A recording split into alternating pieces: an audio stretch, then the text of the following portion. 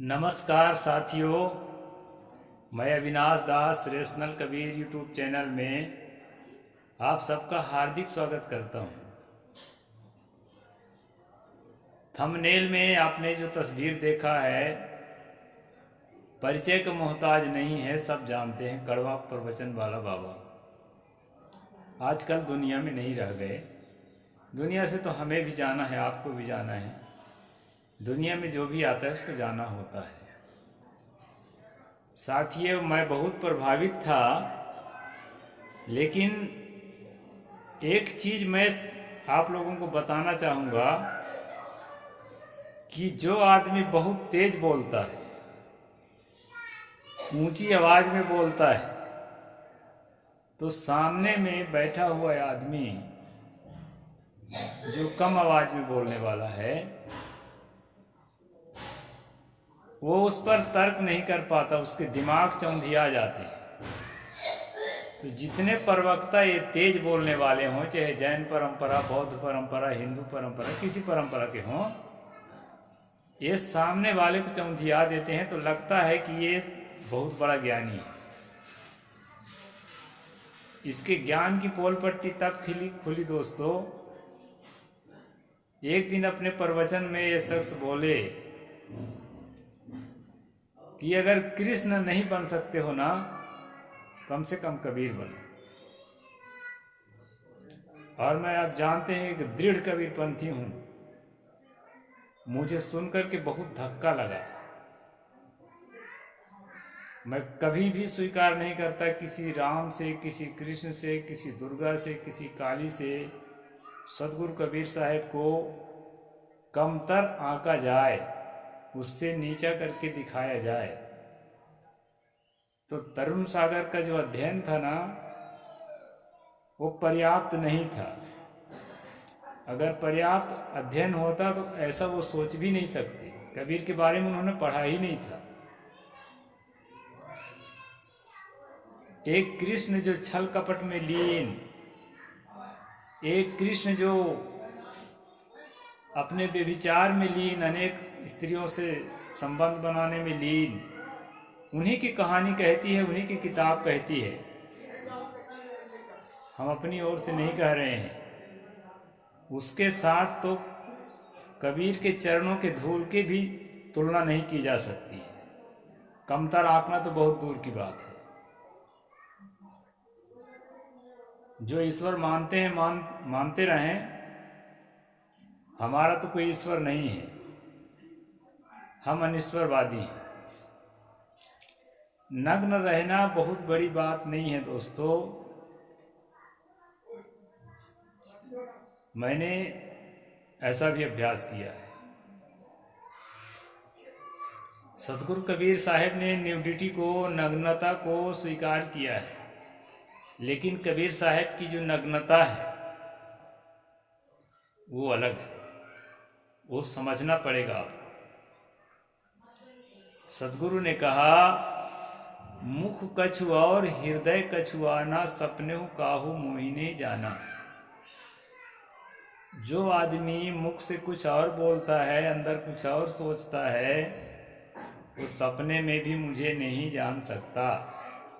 और ऐसे वक्ता लोग कबीर साहब को सपने में भी नहीं जान सकते, जिसका मुख कछुआ और हृदय कछुआना।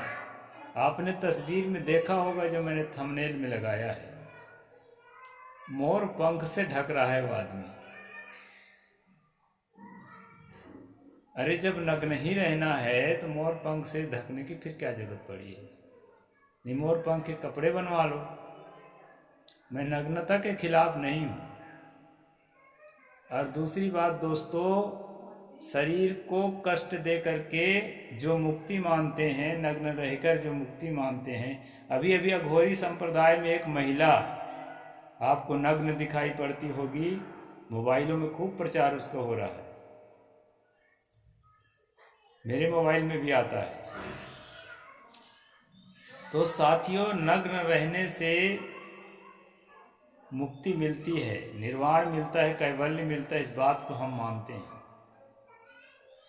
लेकिन जो है इस तरह से नग्नता नहीं है। वो नग्नता यही है कि हमारी जिंदगी जो है पारदर्शी हो, भीतर बाहर शीशे की तरह साफ हो।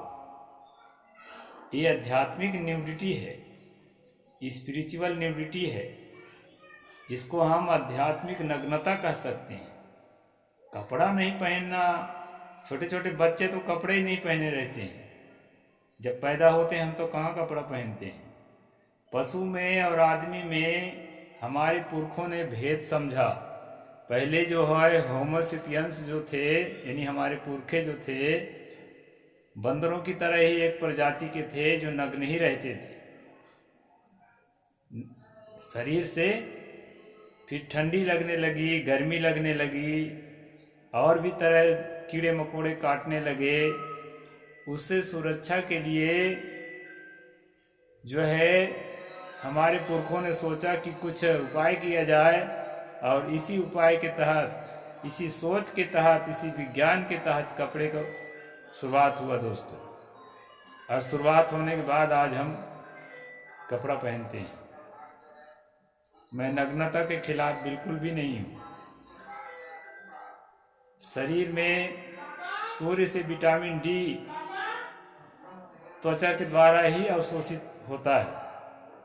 इसलिए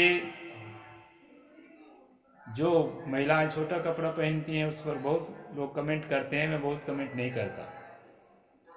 शरीर का जो अंग जो है सामाजिक दृष्टि से गुप्त अंगों में नहीं गिना जाता, उन अंगों को खुला ही रखना चाहिए, ताकि जो है हम सूर्य के किरणों से विटामिन डी ग्रहण कर सकें, और साथ साथ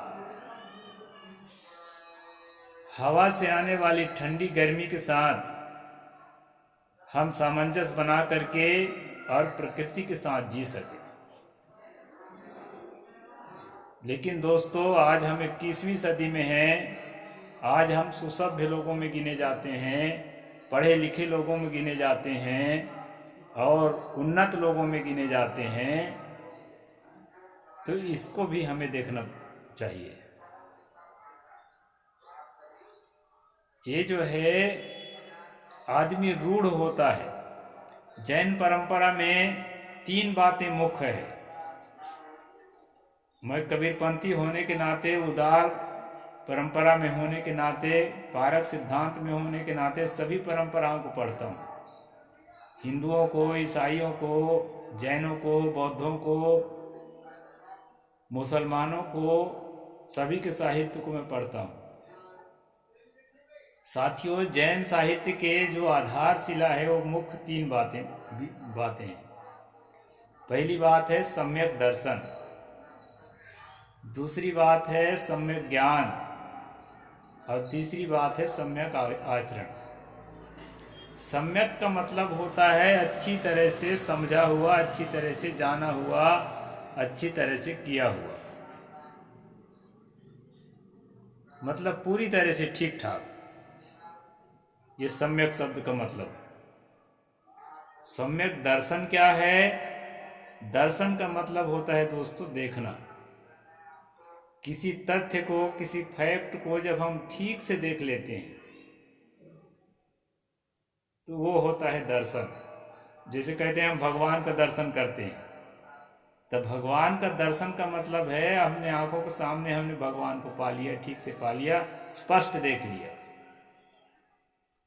तो ये जो सम्यक दर्शन है, इसका मतलब ये होता है दोस्तों, किसी विचारधारा को हमने बारीकी से समझ लिया, अपने मन से देख लिया, अपने विवेक से, अपने तर्क से किसी विचारधारा को ठीक से देख लिया।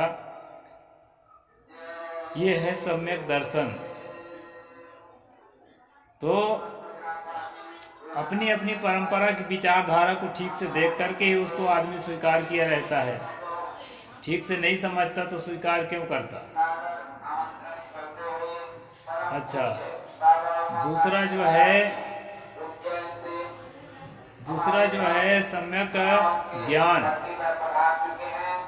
सम्यक दर्शन जो होता है वो विचारधारा को ठीक से समझने की बात है, और ठीक से समझने के बाद और जो है उसको ठीक से समझना ही सम्यक ज्ञान है। एक तो विचारधारा सम्यक हो, मतलब ठीक ठाक हो, और उस विचारधारा को ठीक ठाक हम समझ सकें, तब योग सम्यक ज्ञान कहलाता है। जैसे हम लोग कबीर विचारधारा को मानते हैं, तो कबीर विचारधारा का सम्यक ज्ञान क्या है? संक्षेप में कहा जा सकता है, किसी भी प्रकार से अंधविश्वासपूर्ण बातों को आंख मूंद कर नहीं स्वीकार करते हुए सत्य की खोज करना और सत्य तक पहुंचकर सत्य पर ठहरना, और पूरा वैज्ञानिक सोच के साथ, तर्क के साथ चलना। ये है कबीर दर्शन का सम्यक ज्ञान। जो तो दावा सभी करते हैं कि हम सत्य की ओर जा रहे हैं, अस्तो मा सद्गमय, दावा सभी करते हैं, लेकिन दोस्तों उसको परखने के बाद, उसको तर्क के द्वारा समझने के बाद, उसको ठीक से परीक्षा करने के बाद वो सत्य है भी कि नहीं, यह भी हमें देखना पड़ेगा। सम्यक ज्ञान का मतलब है ठीक से जानना, और जब हम उस बात को ठीक से जानने लगते हैं तो फिर क्या करना है? ठीक से जानने के बाद उसको ठीक से करना, अपने जीवन में आचरित करना, इसको सम्यक आचरण कहते हैं। तो 3 जो पार्ट हैं जैन दर्शन का, प्रमुख पार्ट हैं। तो दोस्तों जब हम ठीक से जान लेंगे तो हम रूढ़िवादी नहीं रहेंगे। हमारे पुरखे नंगे थे, किस कारण से थे? क्या प्राकृतिक कारणों से थे, कि एक विचार भी है उसके अंदर कि जो है अच्छी तरह से जब हम शरीर को छीण कर देंगे, शरीर की वासनाओं को, शरीर की कामनाओं को छीण कर देंगे। बौद्ध मत में जो निर्वाण कहा गया है उसी बात कहा गया, इच्छाओं को, कामनाओं को अच्छी तरह से छीण कर देना, जीते जी एकदम अंदर बाहर पारदर्शी हो जाना, ठीक से चारों तरफ देख लेना। विपश्यना में भी यही किया जाता है, मतलब कहा जाता है, कर पाते हैं कि नहीं वो अलग विषय है। ठीक से देख लेना, बारीकी से देख लेना, सम्यक ज्ञान कर लेना, जैसे जैनियों को सम्यक ज्ञान। तो न्यूडिटी का मतलब है, नंगापन का, नग्नता का मतलब है कि अंदर बाहर से पारदर्शी हो जाए, हम ठीक से समझ सकें कि हम क्या हैं, ये दुनिया क्या है, और हमें क्या करना है, और हमें क्या होना है, कहाँ पर कमियां हैं जिसके कारण दुख है जीवन में और दुनिया में। उन कमियों को हम कैसे सुधार सकते हैं, उनके लिए उपाय खोजना, और उन कमियों को हटा करके अपने को दुख से निकाल लेना। इस प्रकार से दोस्तों, ये जो जैन दर्शन पर मैं बात कर रहा था कि सम्यक आचरण, ये तीनों चीज के अच्छी तरह से जो जान लिया है वो पक्का जैन है, और ऐसा माना जाता है। किसी के दर्शन का हम खंडन मंडन नहीं करते, लेकिन दोस्तों हम जिस पर आस्था रखते हैं उसको कमतर आंकने की कोशिश करेंगे तो प्रकृति ने हमें भी मुंह दिया है, आवाज दी है, उस पर कुछ न कुछ कहा जाएगा। तो मैं न्यूडिटी के बारे में आपको बताया कि स्पिरिचुअल न्यूडिटी क्या है, आध्यात्मिक नग्नता क्या है, अंदर बाहर से एक समान पारदर्शी जीवन जीना और सत्य की ओर चलना, सत्य को समझने का प्रयास करके सत्य में ठहरना, यही कबीर पंथ का खास जो है प्रयास है, और इसमें हम लोग आगे बढ़ रहे हैं। साथियों, मुझे फोटो मिला तो फोटो आपके सामने रख करके उस पर थोड़ी सी चर्चा किया, और संक्षेप में ही किया। बहुत लंबा तो मैं वीडियो नहीं बना सकता। आमने सामने बैठते हैं तो कुछ अधिक समय चर्चा की जाती है, वीडियो की एक सीमा है, तो मैं यहीं तक बनाऊंगा। साहिब बंदगी। जय जोहार, जय भीम, जय भारत।